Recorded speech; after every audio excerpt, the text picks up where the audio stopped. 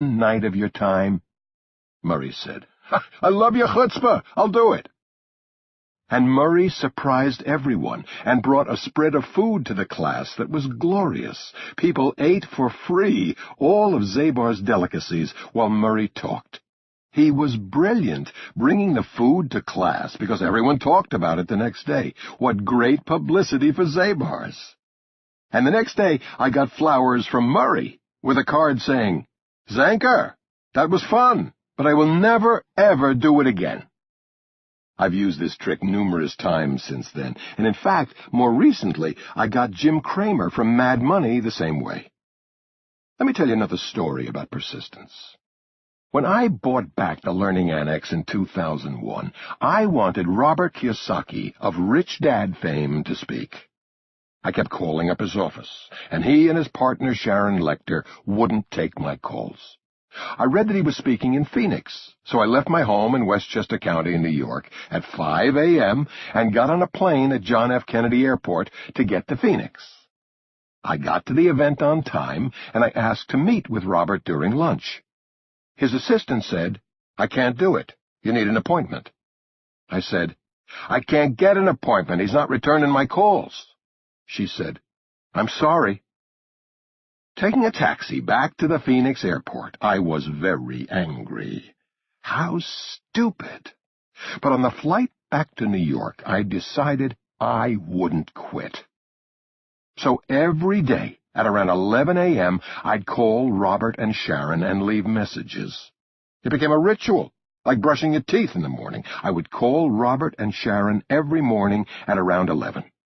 I did this for around 3 months straight, never missing a day, and finally, Sharon Lechter called me up. She said, I'll be in New York next week. Would you like to have lunch? I said, great. She asked, where do you want to meet? I'm a guy who eats lunch at my desk, but the first restaurant that came to my mind was the 21 Club, a posh New York restaurant. She said, great, I'll see you there. I got to the restaurant an hour before we were supposed to meet, and I went to the maitre d'. I gave him $20, and I asked him, when I get here for lunch, can you ask me if I want my usual table? He took my $20 and said no. I went into my pocket, took out 5 more 20s, and gave them to him. He said, I'll see you at 1 o'clock. I walked in at 1 o'clock exactly when Sharon walked in, and the maitre d' hugged me. He was almost overdoing it, and he said, Mr. Zanker, nice to see you. He ushered us to a great table. Sharon was duly impressed. In the end, the lunch was a great success, because it was over that lunch we agreed Robert would speak just once for the Learning Annex. Rich Dad Robert Kiyosaki had such a great experience that the once became many times.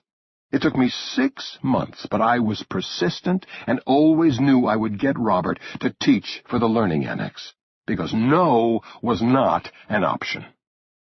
I see it all the time. The most successful people I have learned from just never take no for an answer. They have all had to endure big challenges to get where they are. They've had to overcome the odds that stop most people from making it big. To do this, they've had to develop the habit of persistence. You're going to learn a lot in this audiobook, but as a small business owner, never giving up is the most important attribute you can learn. To sum it up, winners in life have a special quality that I call the trump it quality, which sets them apart from 98% of the population. There's a formula you can follow to be a winner in life, but you must be brutally honest with yourself. Getting rich is tough, and people get hurt. You have to be as tough as nails and willing to kick ass if you want to win.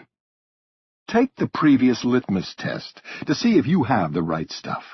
Learn about the areas of your life you need to kick up a notch. Listen to this audiobook and absorb the tough attitude stories. Then retake the test and you will score much higher. Points to remember.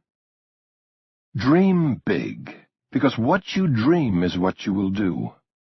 If you want to make tons of money, don't be shy. Set a big goal.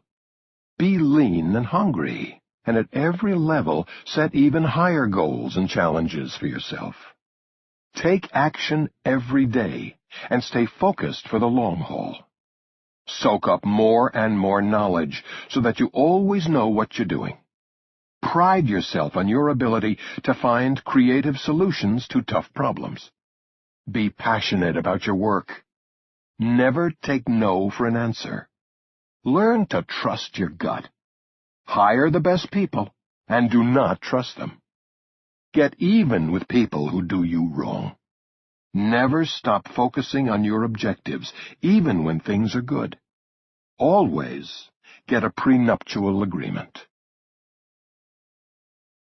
Chapter 2. Passion, Passion, Passion. You have to love what you do, or you are never going to be successful, no matter what you do in life. If you love what you do, you're going to work harder. You're going to try harder. You're going to be better at it, and you're going to enjoy your life more. The most important things are knowing your business and loving what you do, both of which solve a lot of problems. The first paragraph in my first book, The Art of the Deal, is, I don't do it for the money. I've got enough, much more than I'll ever need. I do it to do it. Deals are my art form. Other people paint beautifully on canvas or write beautiful poetry. I like making deals, preferably big deals. That's how I get my kicks. Now it's 20 years later, and I'm still making deals, big deals. That's still how I get my kicks. It works. I focused on my passion, and a lot of money has come to me. I am much wealthier than I was when I wrote my first book. I am so passionate about my work that to me there is nothing better, which is the greatest feeling. Some nights I can't even sleep. I want to wake up so badly and go to work. Since I wrote that book, I've gone through some really rough times. I almost lost everything in the early 90s, but I got through it all and survived and thrived. My real estate business is better than ever, and fate has brought me some unexpected surprises. I've gotten into television with my hit show The Apprentice, and I own Miss Universe and Miss USA, two very successful beauty pageants broadcast on NBC. The Learning Annex speeches have become a phenomenal hit. So here I am, with The Apprentice entering yet another season and the Learning Annex Wealth Expo touring the country. My motivation for doing these projects was never the money. I wasn't even looking for these projects, but my reputation for being passionate about my work is well known. What I do passionately every day fit well with these new enterprises, so they found me. You can't just sit around waiting for deals, opportunities, or a lucky break. You have to work passionately at something you love to do, and the momentum you build will work in your favor and bring other good things your way. If money were my only goal, I would have passed up a lot of my most important work. For example, if I based my decision solely on monetary gain, I would have never done the Woolman skating rink in New York Central Park. The rink, originally built in 1950, was closed by the city in 1980 for renovation.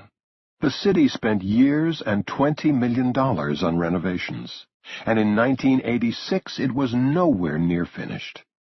I love New York City, and I wanted to provide people with a wonderful recreation center in the heart of Manhattan. I had built major skyscrapers in less than 2 years. I felt I could easily renovate a skating rink in a matter of months. I took on the project to save the city time and money. My motive was to provide a service, not to make money. Find your passion. Don't think about how you can make money. Instead, think about what you can produce or what service you can offer that is valuable and useful to people and to your community. What needs to be improved? What can be done in a better or more efficient way? What problem can you solve? What needs can you fulfill? And most important, what will you have fun doing? Sure, you need to get paid for your work. And you will if you provide something valuable. And in the game of life, money is how you score. But the real fun is not in simply scoring. Rather, it is in the excitement you will have coming up with creative ways to get the ball in the goal. Find your passion in doing something useful for people, and the money will follow. It may sound simple, but I have become a billionaire many times over by sticking with this simple philosophy. Many people believe that I started out with a lot of money from my father. The truth is that when I started out in business, I was practically broke. My father didn't give me much money, but what he did give me was a good education and the simple formula for getting wealthy. Work hard doing what you love. In the early 70s, when New York City was in big financial trouble, the area around Grand Central Terminal on 42nd Street was quickly deteriorating. Many buildings were in foreclosure. The old Commodore Hotel, in terrible disrepair, was losing money by the fistful and becoming a hangout for derelicts. If someone hadn't done something soon, this area would become a slum. I knew I could make money there, but I wanted to only if I could make a difference, only if I could take an ugly, run-down hotel and turn it into a beautiful and desirable place to stay. By transforming the Commodore into the new, sleek Grand Hyatt, I created a renewal in that neighborhood that continues to this day, and I made money doing it. With everything you do, find a mission or grand purpose beyond money that you can become passionate about. Find the higher ground above the greedy exclusiveness of people who only care about money. Broaden your vision to see the total picture of what you are offering. Fill as many needs as you can, creating beauty, efficiency, health, security, and livelihood for as many people as possible. If you want to do really big things in life, then you have to have monumental enthusiasm and passion.